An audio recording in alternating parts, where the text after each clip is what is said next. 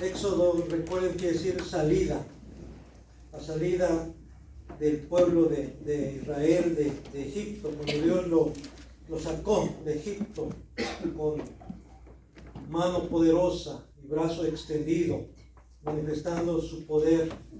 Y ese mismo Dios es el Dios de ahora también, porque dice que Él es el mismo ayer, hoy y por los siglos. Así es que es el mismo Dios que liberó al pueblo de Israel de la esclavitud de Egipto. Es el mismo Dios que puede liberarnos de nuestros pecados, que puede liberarnos de adicciones, que puede liberarnos de la muerte incluso.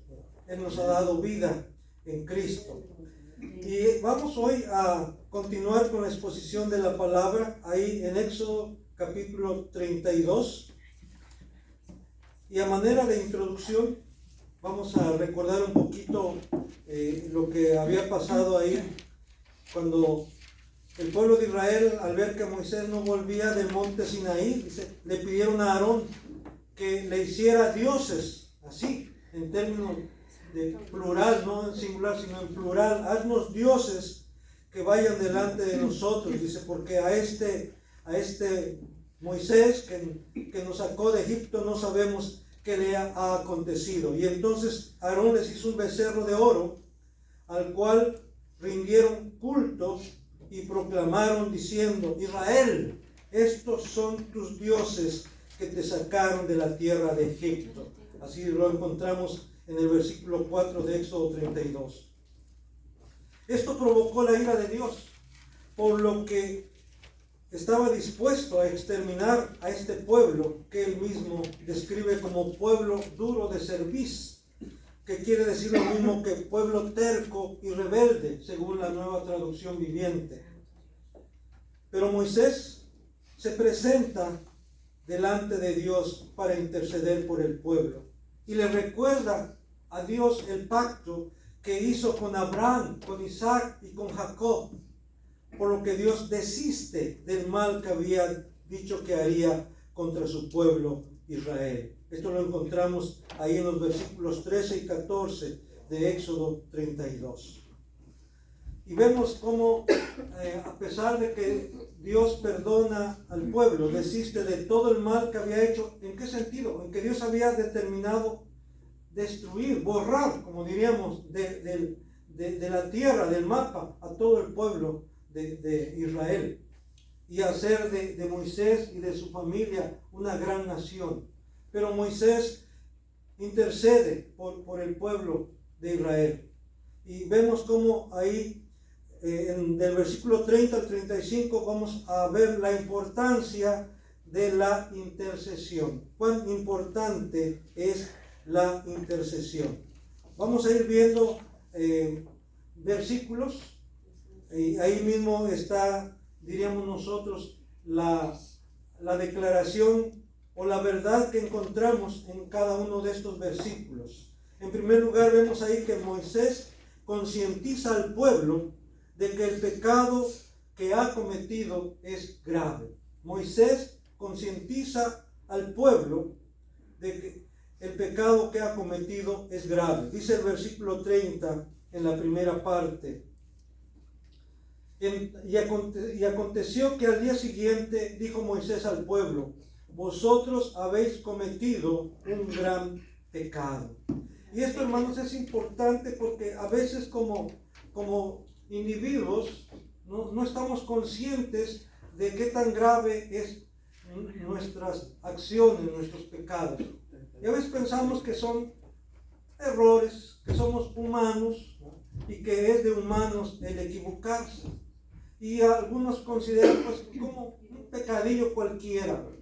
Pero no, el pecado de idolatría, el pecado de atribuirle a ídolos la obra de Dios, las obras portentosas de Dios, eso es un gran pecado, un grave pecado. Y por eso Moisés tiene que concientizar al pueblo, recordarle, concientizarle que la idolatría, que lo que hicieron ellos era un grave pecado, un gran pecado, como lo describe ahí en el versículo 30. Moisés se compromete con el pueblo de presentarse delante de Dios, con cierto riesgo, por supuesto, ¿verdad? Dice el versículo 30 en la segunda parte: pero yo subiré ahora a Jehová, quizá le aplacaré acerca de vuestro pecado. Aquí Moisés, hermanos, adquiere un compromiso con el pueblo de presentarse delante de Dios para interceder por ellos. Y esto, hermanos, le pongo ahí bajo cierto riesgo, yo diría bajo mucho riesgo, porque hay que recordar que Dios estaba enojado y que Dios estaba dispuesto a barrer al pueblo, a destruir al pueblo a causa del pecado. Es verdad que Moisés intercede, pero también Moisés sabe que él no tiene ningún mérito delante de Dios. Él sabe que se encuentra en desventaja delante de Dios, así como se sintió Isaías allá en el capítulo 6, cuando vio a Dios sentado sobre ese trono alto y sublime. Él sintió morirse. Él dijo: ay de mí, que soy muerto, porque soy un hombre que tiene labios inmundos y habito en medio de un pueblo que también tiene labios inmundos, dice, y han visto mis ojos al Rey Jehová de los ejércitos. Isaías sentía morirse, sabía que merecía morir porque no era digno de estar en la presencia de Dios.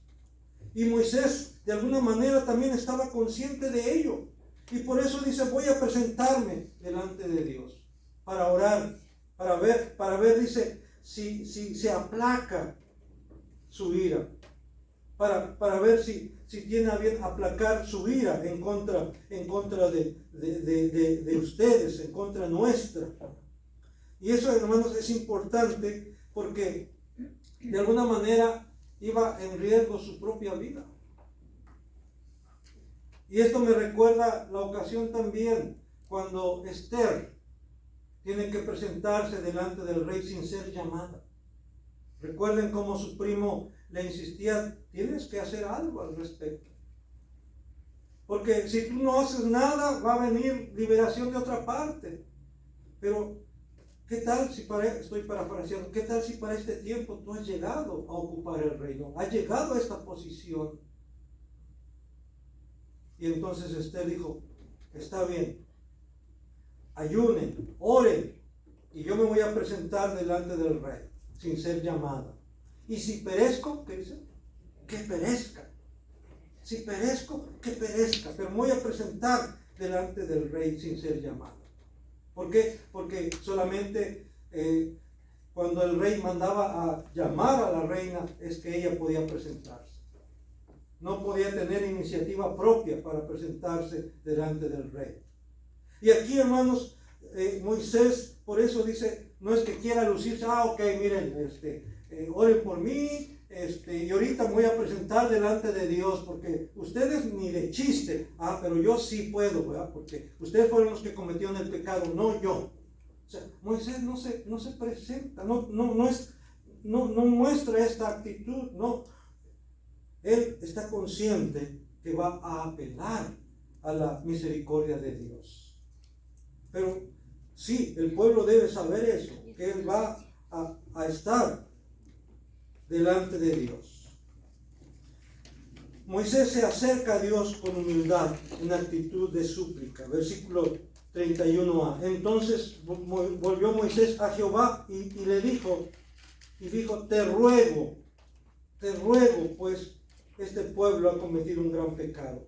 Vemos entonces que Moisés se acerca a Dios en humildad, en súplica, en ruego, confiando y apelando solamente a la misericordia de Dios, al favor de Dios, nada más. Te ruego. Moisés reconoce y confiesa delante de Dios la gravedad del pecado que ha cometido el pueblo. Dice la segunda parte del versículo 31 de Éxodo 32, dice que perdones ahora su pecado, y si no, tráeme ahora de tu libro que has escrito. quita mi nombre de tu libro. Si tú no estás dispuesto a perdonar a este pueblo, entonces quita mi nombre de tu libro. Qué tremendo esto. Qué amor de Moisés por ese pueblo. Qué responsabilidad sentía él por ese pueblo. De tal manera que está dispuesto a sacrificarse, por decirlo así, a sacrificar la posición que Dios le había concedido, y no solamente la posición que Dios le había concedido ante el pueblo, sino aún ante Dios mismo y aún por toda la eternidad. Alguien diría, ¿y estaría consciente Moisés de lo que estaba pidiendo? Yo creo que sí. Él estaba, y aún así estaba dispuesto a sacrificarse por su pueblo. Y hermanos, esto otra vez, ¿verdad?, nos recuerda lo que hizo Jesús por su pueblo. Lo que hizo Jesús por nosotros. El justo por los injustos, ¿verdad?, ofreciéndose a sí mismo. Ese cordero sin mancha, sin contaminación, se ofrece por nosotros los pecadores. El justo por los injustos, por nosotros los injustos, ¿para qué? Para llevarnos a Dios. Y claro, aquí tenemos que ver también la grandeza del amor del Padre al enviarnos a su Hijo. Por eso Juan 3:16, hermanos, es un texto muy importante, es un texto clave, es un texto de oro. Porque de tal manera, dice, amó Dios al mundo, está hablando del Padre. De tal manera amó Dios el Padre al mundo, que dio a su Hijo unigénito. ¿Para qué? Para que todo aquel que en él cree no se pierda, sino que tenga vida eterna. El justo por los injustos, para llevarnos a Dios. Y aquí Moisés vemos cómo en su humildad, pero también en su determinación. Una cosa, hermanos, es ser indeciso, y otra cosa es ser humilde. Moisés no era indeciso. A veces se confunde la indecisión con la humildad, ¿no? Usted puede ser determinado, usted puede ser de decisión y a la vez ser humilde. No hay esa contradicción, no hay ese rechazo. Si usted es humilde, también puede ser decidida en las cosas que se requiere que así sea. Como en este caso vemos a Moisés. Él se presenta delante de Dios con humildad, en tono de ruego, de súplica, pero a la vez decidido, a tal grado que dice, si tú no vas a perdonar el pecado de tu pueblo, entonces ráeme ahora de tu libro que has escrito. Y esto, hermanos, también nos recuerda a Pablo, al apóstol Pablo, allá en Romanos 9, del 1 al 5. Dice que él dice, Dios es testigo que en mi corazón hay un continuo dolor por Israel, o sea, por sus hermanos de raza. Ahí dice Pablo en Romanos capítulo 9. Vamos a buscar, ¿qué les parece? Romanos capítulo 9, versículo 1 al 5, para que vean que al igual que Moisés, el apóstol Pablo está dispuesto a sacrificarse por sus hermanos de raza, por sus hermanos de sangre, por sus hermanos de nación. Dice Romanos 9, versículo 1 en adelante: verdad digo en Cristo, no miento, y mi conciencia me da testimonio en el Espíritu Santo. Incluso aquí el apóstol Pablo está llamando por testigo, está invocando al Espíritu Santo, llamándolo por testigo. Y dice, versículo 2, que tengo gran tristeza y continuo dolor en mi corazón, porque deseara yo mismo ser anatema, separado de Cristo, por amor a mis hermanos, los que son mis parientes según la carne, que son los israelitas, de los cuales son la adopción, la gloria, el pacto, la promulgación de la ley, el culto y las promesas, y de quienes son los patriarcas, y de los cuales, según la carne, vino Cristo, el cual es Dios sobre todas las cosas, bendito por los siglos. Y decimos, amén. Amén. Vemos entonces aquí el sentir del apóstol Pablo. Dice, desear yo mismo ser anatema. Anatema quiere decir algo o alguien ya destinado para el sacrificio, para la muerte. Deseara yo mismo ser anatema. Dice, ¿por qué? Por amor de mis hermanos, dice, separado de Cristo por amor a mis hermanos, los que son mis parientes según la carne. Esta es la evidencia, hermanos, de un verdadero siervo de Dios, de un verdadero hombre de Dios, que está dispuesto a sacrificar sus intereses, dispuesto a sacrificar sus privilegios, dispuesto a sacrificar su propia vida y más aún, dispuesto a sacrificar su propia salvación. Esto es algo muy fuerte, pero es lo que está poniendo en evidencia Moisés, es lo que está poniendo en evidencia Pablo mismo. Y ahí habla del libro, nada más como referencia, ese libro de la vida. ¿Dónde está ese libro de la vida? ¿Qué es ese libro de la vida? Vamos a buscar Filipenses 4:3, por favor. Filipenses 4:3. Ahí habla acerca del libro, precisamente del libro de la vida. Dice así, Filipenses capítulo 4, versículo 3. Asimismo te ruego también a ti, compañero fiel. Está hablándole a Timoteo, ¿verdad? No, perdón. En este caso, dice, asimismo te ruego también a ti, compañero fiel, que ayudes a estas que combatieron juntamente conmigo en el Evangelio, con Clemente también y los demás colaboradores míos, cuyos nombres están en el libro de la vida. O sea, ya están sus nombres en el libro de la vida. Colaboradores míos, cuyos nombres están en el libro de la vida. ¿Quién escribió ese libro? Dios mismo, Cristo mismo. Dice allá en Apocalipsis 13, versículo 8. Apocalipsis 13, versículo 8, dice, y la adoraron, está hablando de la bestia, ¿verdad?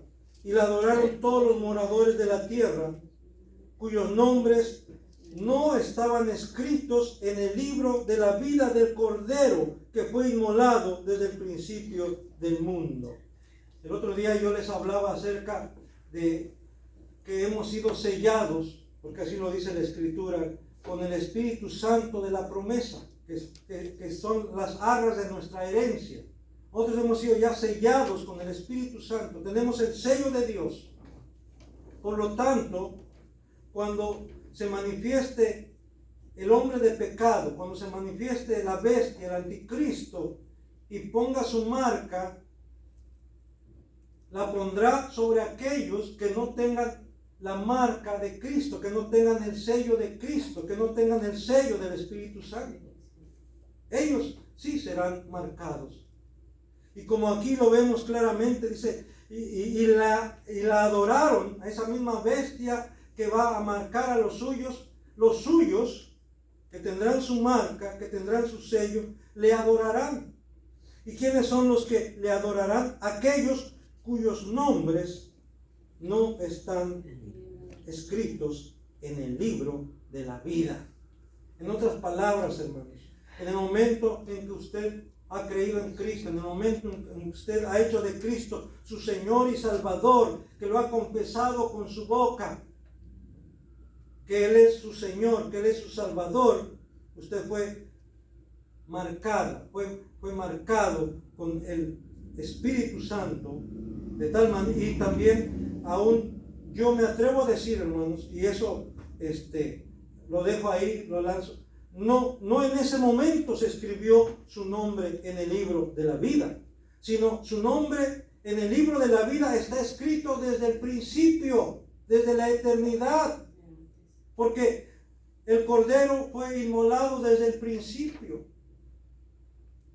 Para el Padre, para Dios, su Hijo ya era un hecho, su ofrenda, su sacrificio por el pecado. ¿Y por quién se ofreció el Hijo? Mateo 1:21 dice, llamará su nombre Jesús. ¿Por qué? Porque Él salvará a su pueblo de sus pecados. ¿Quién es su pueblo? Dirán, Israel. Su pueblo es su iglesia compuesta por los creyentes del Antiguo Testamento y por los creyentes del Nuevo Testamento. Jesús, como dice en Efesios, vino y derribó la pared intermedia de separación, la pared intermedia de separación entre judíos y gentiles, y ha hecho de ambos, de judíos y de gentiles, un solo pueblo, un solo hombre, un solo pueblo. De tal manera que ahora en el Evangelio, con la venida de Cristo, en el Evangelio, decía el apóstol Pablo, porque no me avergüenzo del Evangelio. ¿Por qué? Porque es poder de Dios para salvación al judío primeramente, pero también al griego. Al judío primeramente, pero también al griego, al gentil. Entonces, ese muro de separación, esa división ha sido quitado ya. Y ahora, en Cristo, somos un pueblo, tanto judíos creyentes como gentiles creyentes. Yo sé que aquí hay diferente interpretación dentro de los cristianos acerca de este punto, pero yo entiendo ahí que es lo que está diciendo. Si no, por eso Pablo dice, el Evangelio es poder de Dios para salvación, primeramente al judío y también al griego. Y ahora, tanto el judío como el gentil, el que no es judío, el gentil, ahora encuentra salvación y vida eterna en Cristo solamente.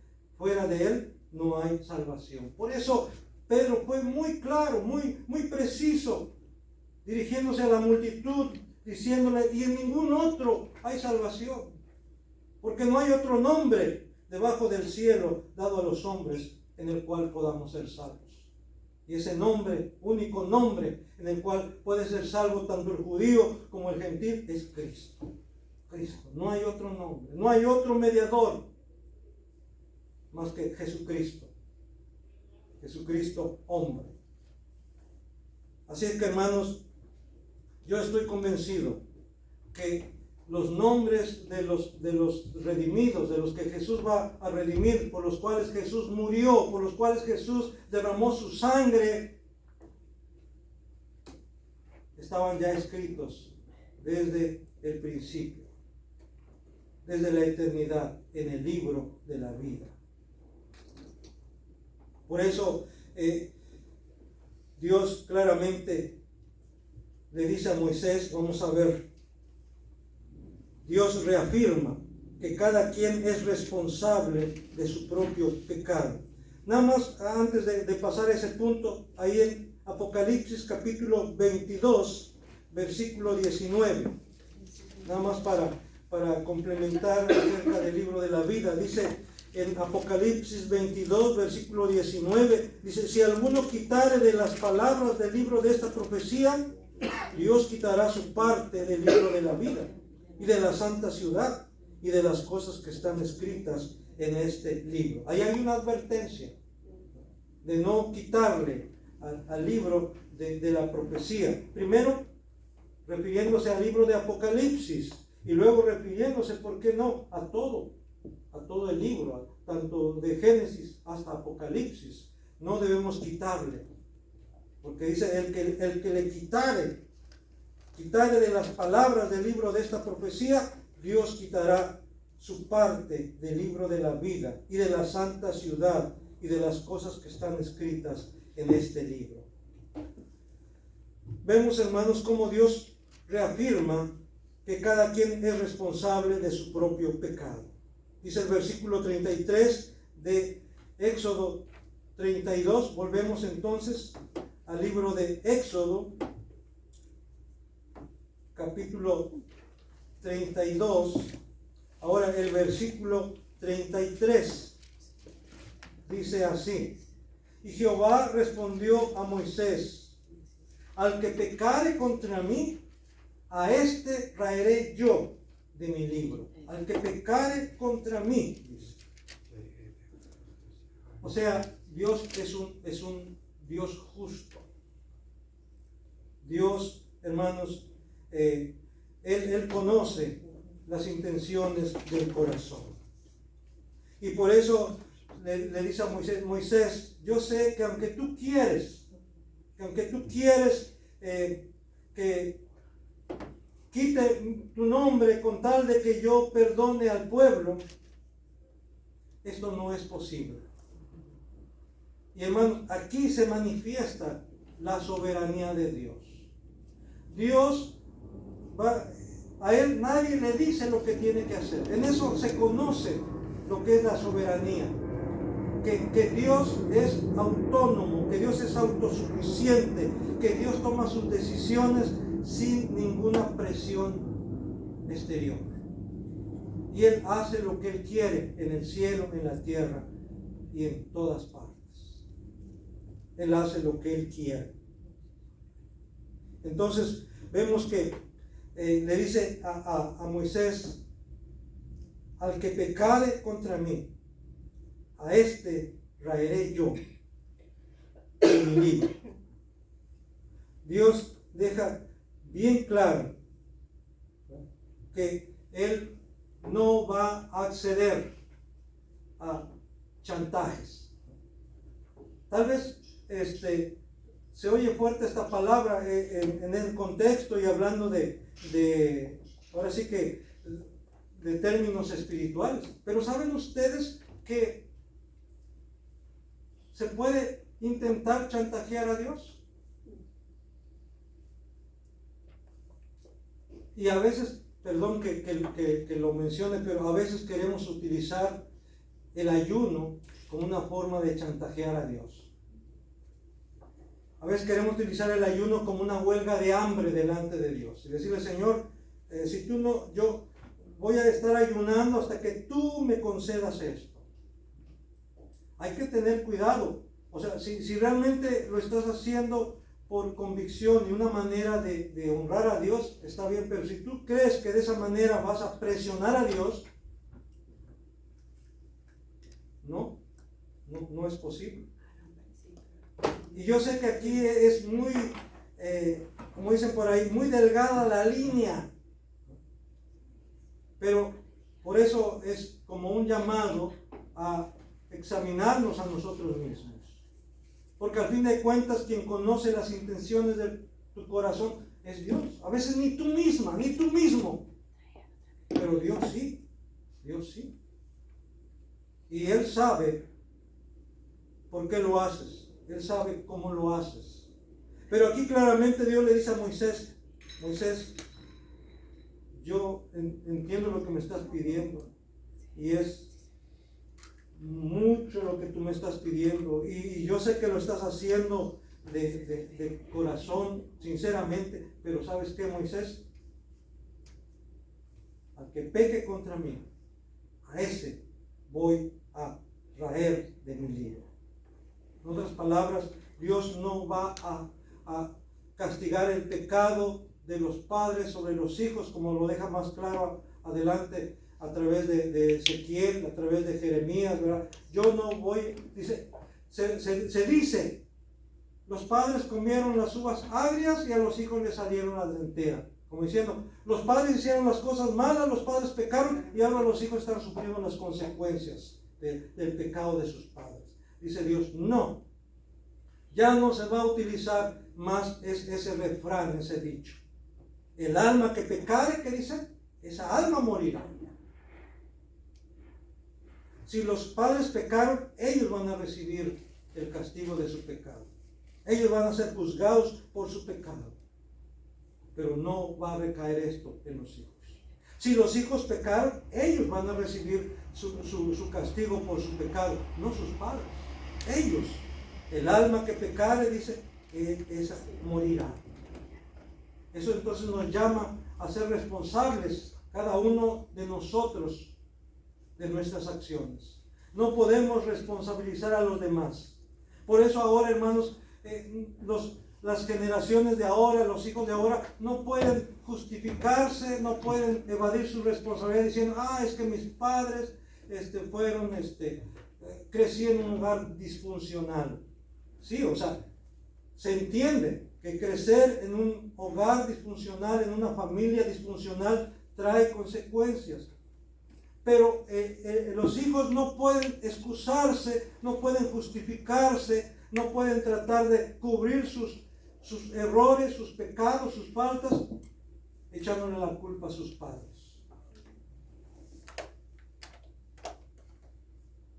Dice Dios, el alma que pecare, esa alma morirá. Cada quien es responsable de sus acciones, cada quien es responsable de sus faltas, cada quien es responsable de sus pecados. Y por eso cada quien debe reconocer su falta, cada quien debe reconocer su pecado y pedirle perdón a Dios. Y aún si es necesario pedir perdón a quien hemos ofendido, tenemos que hacerlo. Porque muchas veces es más fácil pedirle perdón a Dios. Ay, Señor, te pido perdón porque le hice un feo a X. Señor, perdóname porque tú sabes que... Sí, Dios sabe, pero si tú estás consciente que ofendiste a tu hermano o a tu hermana, ¿qué tienes que hacer? Ve y pídele perdón a tu hermano o a tu hermana que ofendiste. Por eso dice Dios, si traes tu ofrenda al altar y ahí te acuerdas de que tu hermano tiene algo contra ti, no que tú tengas algo contra tu hermano o tu hermana.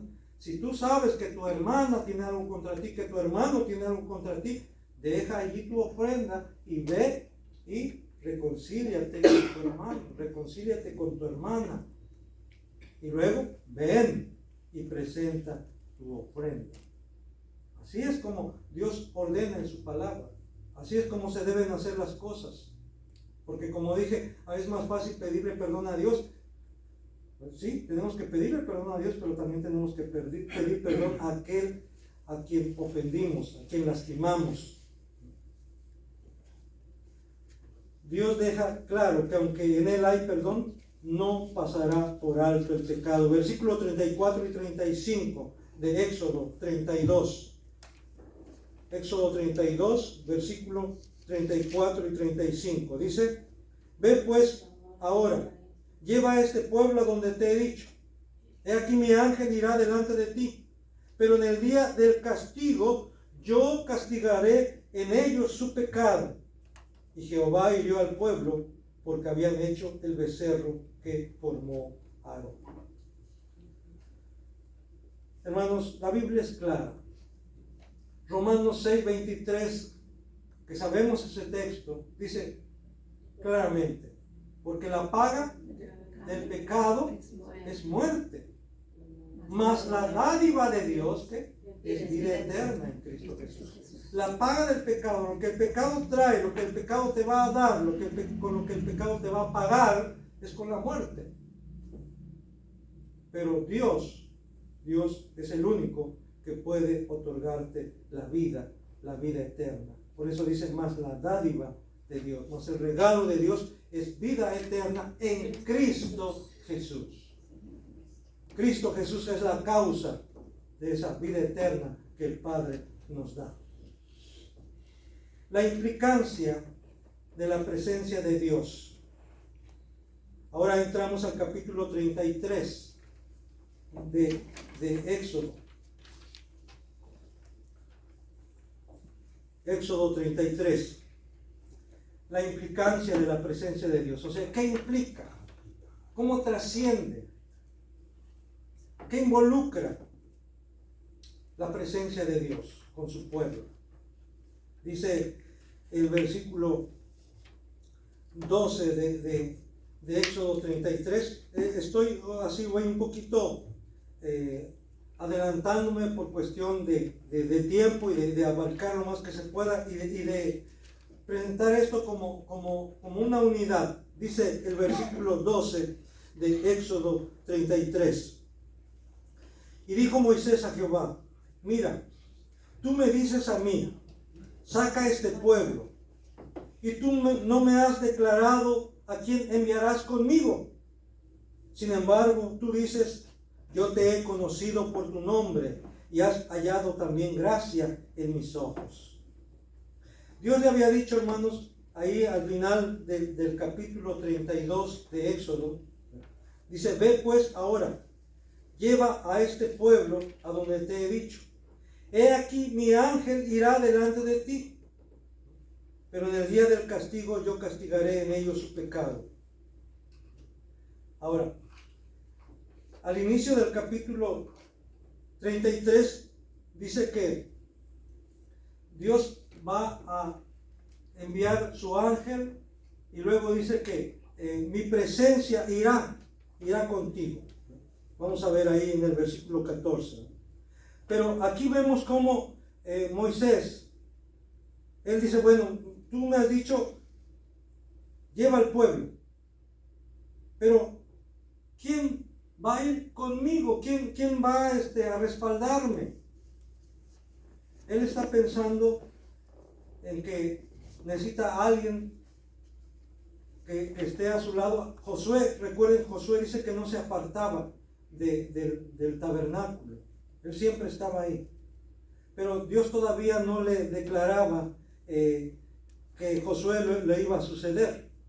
Pero aquí, más que estar pensando en un elemento humano, alguien del pueblo, él está pensando: ok, me dice que va a ir un ángel delante de mí. Pero, ¿y quién es ese ángel? Y vemos, hermanos, que en el Antiguo Testamento, cuando se habla del ángel de Jehová, se está pensando o se está refiriendo a Dios mismo. Más específicamente se está refiriendo a Cristo. Encontramos eso que en la mayoría de los casos, en la mayoría, debo aclarar, no siempre, en la mayoría de los casos, cuando se habla del ángel de Jehová en el Antiguo Testamento, se está refiriéndose a Cristo, al Cristo en su preencarnación. Porque él siempre así, claramente dice: a Dios nadie lo ha visto jamás. Aún en el Antiguo Testamento nadie vio a Dios, ni Moisés vio a Dios, ni Elías vio a Dios. El unigénito Hijo que está en el seno del Padre, Él le ha dado a conocer. ¿Por qué? Porque Dios mismo dice: no puede verme hombre y seguir viviendo. Nadie puede verme con sus ojos físicos y seguir viviendo. Por eso era necesario que viniera Cristo, que el Verbo eterno se hiciera carne, para que pudiéramos ver a Dios por medio de Él. Por eso Jesús mismo decía: el que me ha visto a mí, ha visto al Padre. El que me ha visto a mí, ha visto al Padre. Entonces, por medio de Cristo podemos ver al Padre, pero así directamente no podemos ver al Padre y seguir viviendo. Volviendo aquí al capítulo 33, dice Jehová, dice: yo castigaré en ellos su pecado. Bueno, en el versículo 12 les había dicho: y dijo Moisés a Jehová: mira, tú me dices a mí, saca a este pueblo, y tú no me has declarado a quién enviarás conmigo. Sin embargo, tú dices: yo te he conocido por tu nombre, y has hallado también gracia en mis ojos. La evidencia de haber hallado gracia delante de Dios es que Dios se compromete a estar con nosotros. En este caso, si Moisés había hallado gracia delante de Dios, Dios se compromete a estar con él. Y hermanos, esto también debo dejarlo claro. Moisés no había hecho mérito delante de Dios. Aún cuando hablamos de Noé, porque la Biblia habla de Noé, que era un varón justo, temeroso de Dios, apartado del mal, pero dice que halló gracia delante de Dios. Esto quiere decir, hermanos, que hallar gracia delante de Dios no es mérito del hombre. Parece ser como que el hombre hace méritos para hallar gracia delante de Dios. Pero entonces, hermanos, si es por mérito, ya no es por gracia. Lo deja bien claro el apóstol Pablo. Si es por gracia, ya no es por obras. Si es por obras, ya no es por gracia. Entonces, el hallar gracia delante de Dios depende de Dios y no de nosotros. Amén. Y yo sé que a esto a muchos les choca, porque dicen, entonces, ¿yo qué voy a hacer? Y entonces, ¿yo dónde quedo? Tú quédate ahí. Dice Dios, estar quietos. ¿No dice el Señor así? Estar quietos y conocer que yo soy Dios, dice. Seré exaltado entre las naciones, enaltecido seré en la tierra, dice el Señor.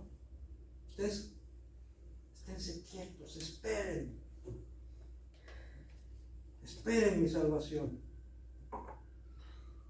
Por eso, insisto, si Moisés halló gracia delante de Dios, no fue algo meritorio.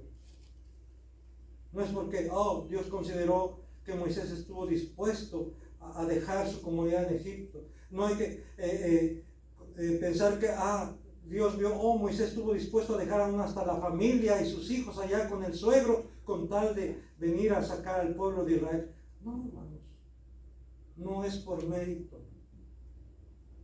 Es porque Dios así lo quiere, nada más.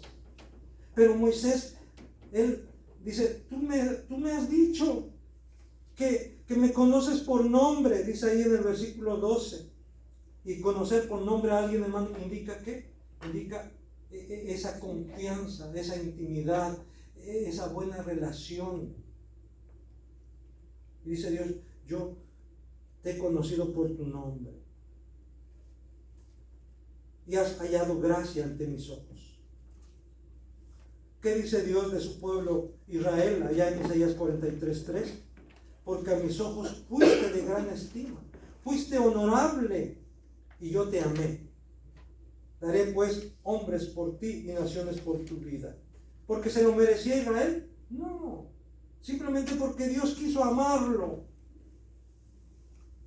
Porque dice, porque para Dios fuiste honorable, para Dios eres de grande estima. ¿Por tus méritos? ¿Porque te lo mereces? No, simplemente porque Dios así te quiere, porque Dios así te quiere recibir, porque Dios así te quiere amar. Con amor eterno te he amado, dice el Señor, por tanto te prolongué mis misericordias. Por eso, hermanos, estamos aquí. Solamente por su misericordia, porque hemos hallado gracia delante de Él.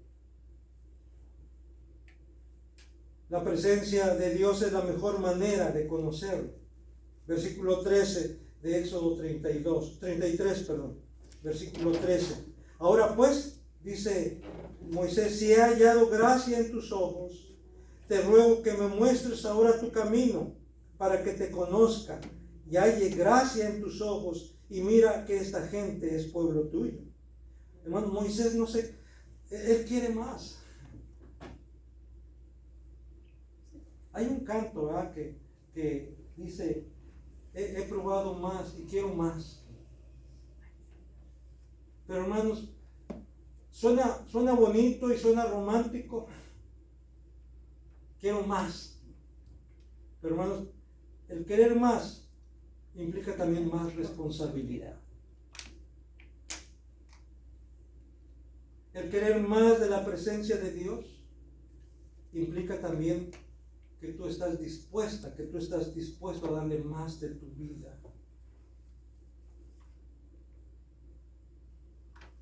Querer más de Dios, querer más de la presencia de Dios, implica un mayor compromiso. A tal punto que podamos llegar a lo que llegó el apóstol Pablo.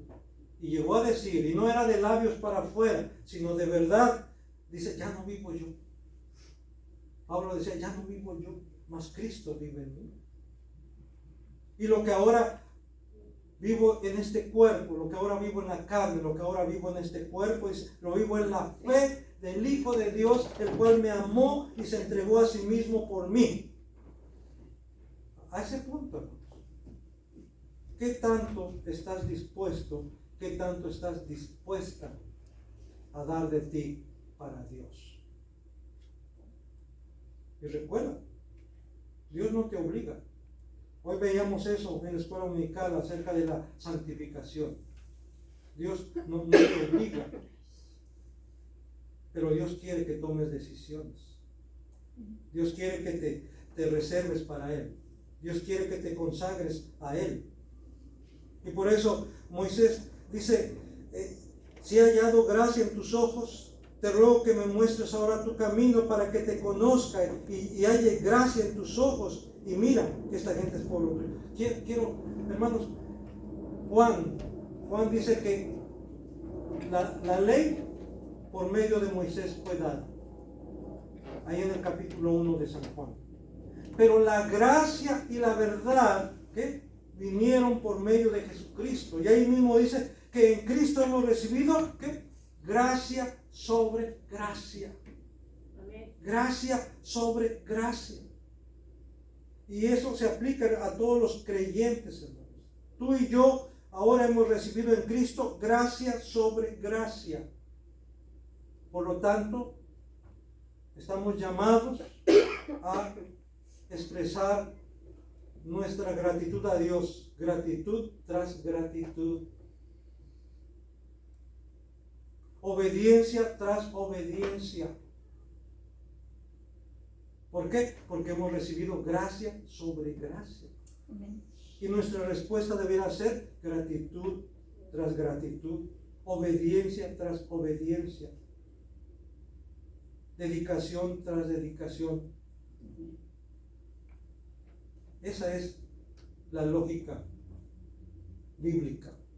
Esa es la lógica de Dios. No nada más decir, Señor, quiero más de ti, lléname de ti, Señor, y sentir que estoy flotando, ¿verdad?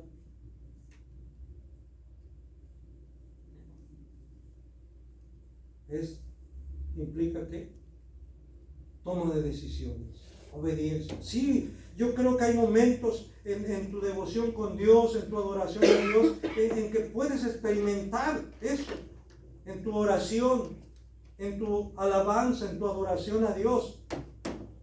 Y está bien, es bueno, porque a Dios hay que adorarle con todo nuestro ser, con todo lo que somos. Pero no termina ahí, no debe terminar ahí, debe ser algo que continúe. Entonces, Moisés lo sabe. Por eso dice, muéstrame tu camino. Ahí no le dice, muéstrame tu gloria, muéstrame tu camino. Y ¿sabes qué, hermano? ¿Sabes qué, hermana? Dios ya nos ha mostrado su camino. Aquí está. Amén. Así, en el Salmo 119 habla de los mandamientos de Dios como su camino, como su senda. Salmo 1 dice, bienaventurado el varón que no anduvo en camino de pecadores, ni en silla de escarnecedores se sentó. En la ley de Jehová está su delicia, y en su ley medita de día y de noche. Entonces ahí está, hermanos, el camino de Dios. Aquí está. El camino de Dios es Cristo. Es Cristo. Muéstrame tu camino. El Señor te ha mostrado su camino. Te ha mostrado a Cristo. Él es el camino, la verdad y la vida. Y nadie puede ir al Padre si no es por mí. Para que te conozcan y haya gracia en tus ojos. Hermano, la mejor manera de conocer a Dios es por medio de Cristo. Es conociendo a Cristo. Es conociendo su palabra.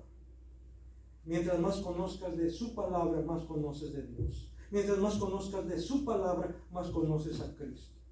Y mientras más conoces a Cristo, más conoces al Padre que lo envió. ¿Se dan cuenta la relación que hay?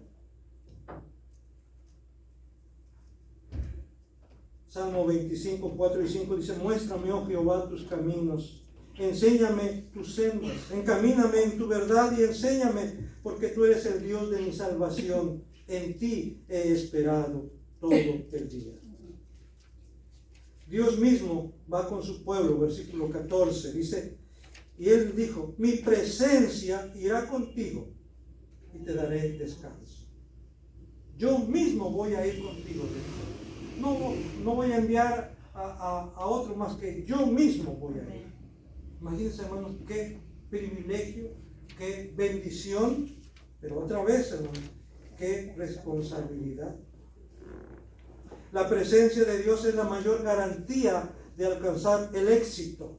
Versículo 14 y 15. Y él dijo: mi presencia irá contigo y te daré descanso. Y Moisés respondió: si tu presencia no ha de ir conmigo, no nos saques de aquí. De ese texto se puede preparar un sermón. Si tú no vas, y a lo mejor usted le ha dicho así a Dios alguna vez: si tú no vas a ir conmigo, ni me muevas, ni me muevo. Queremos que Dios nos confirme que Él va a ir con nosotros. Queremos que Dios nos confirme que es su voluntad. Amén. Aquello que hemos planeado, aquello que hemos decidido. Queremos contar con la bendición de Dios, con la aprobación de Dios. Queremos que vaya Él con nosotros, que demuestre que Él está de acuerdo, que Él aprueba lo que estamos haciendo. Bueno, Moisés quería eso de parte de Dios. Dice: si tú no has de ir con nosotros, no nos muevas de aquí, no nos saques de aquí. Porque, como decía el apóstol Pedro, cuando la gente empezó a irse y le dijeron los discípulos: la gente se está yendo, se está dejando. Jesús le dijo: ¿ustedes también se quieren ir? Y Pedro le dijo: ¿a quién iremos? Si solamente tú tienes palabras de vida eterna, ¿a quién iremos? Y aquí Moisés dice: ¿a dónde más podemos ir si tú no vas con nosotros?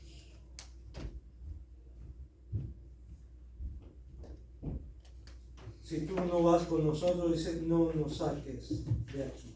¿Por qué? Porque Moisés sabía que el único que podía darle la victoria, que el único que podía hacer que el pueblo entrara a la tierra prometida era Dios mismo. No él, era Dios mismo. Reconoce en ese sentido sus limitaciones. Eso es algo importante, hermanos. Tenemos que conocer nuestras limitaciones. Y cuando reconocemos nuestras limitaciones, es ahí en donde reconocemos también el poder de Dios, la obra de Dios. Porque claramente la Escritura dice, hermanos, que Dios se glorifica en nuestra debilidad. El apóstol Pablo decía: si algo tengo de qué gloriarme es que en mi debilidad.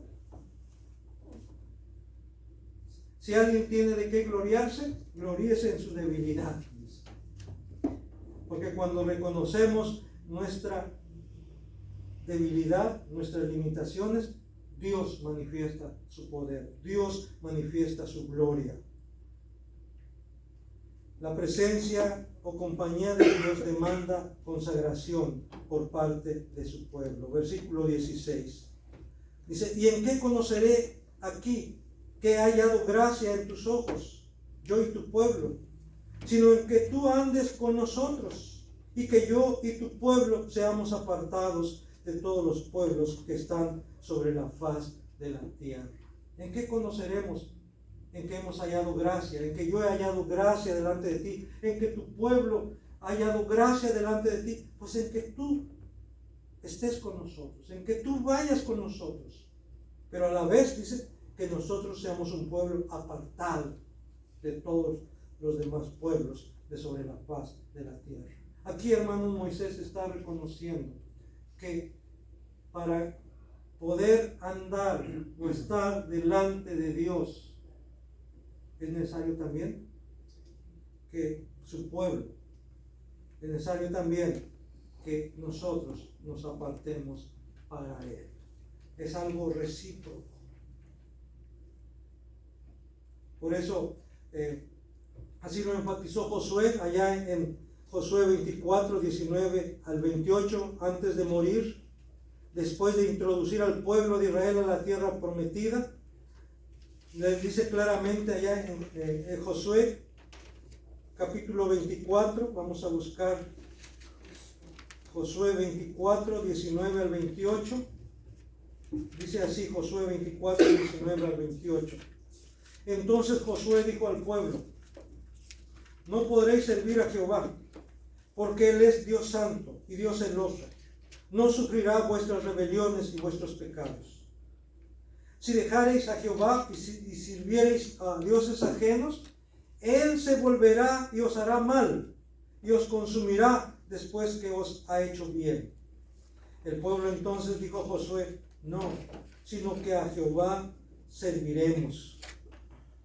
Y Josué respondió al pueblo: vosotros sois testigos contra vosotros mismos de que habéis elegido a Jehová para servirle. Y ellos respondieron: testigos somos. Y luego viene la demanda. Bueno, entonces dice el versículo 23: quitad pues ahora los dioses ajenos que están entre vosotros, e inclinad vuestro corazón a Jehová, el Dios de Israel. Y el pueblo respondió a Josué: a Jehová nuestro Dios serviremos, y a su voz obedeceremos. Hermanos, ahí está entonces Moisés primero, y después Josué le está diciendo al pueblo de Israel: ustedes no van a poder servir a Dios mientras no quiten los dioses ajenos que están en medio de ustedes. Ustedes no van a poder servir a Dios mientras no se consagren totalmente a Dios.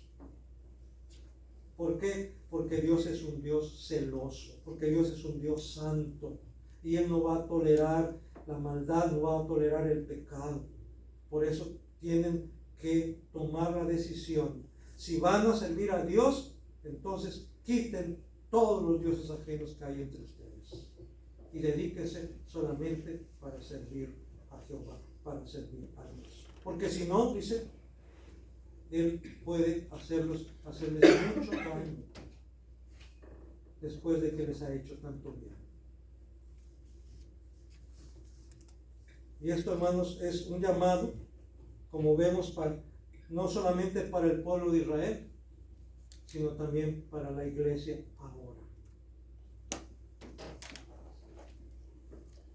Había pasado ya un buen tiempo y el pueblo de Israel todavía tenía dioses ajenos en medio de ellos.